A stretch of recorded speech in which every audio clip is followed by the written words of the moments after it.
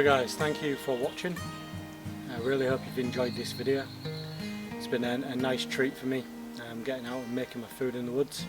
So if you've enjoyed this video, I'm going to put the little subscribe button up there. Please support me in that way.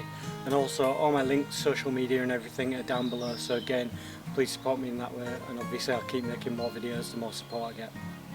So thanks for watching guys, take care, and I'll see you on the next one.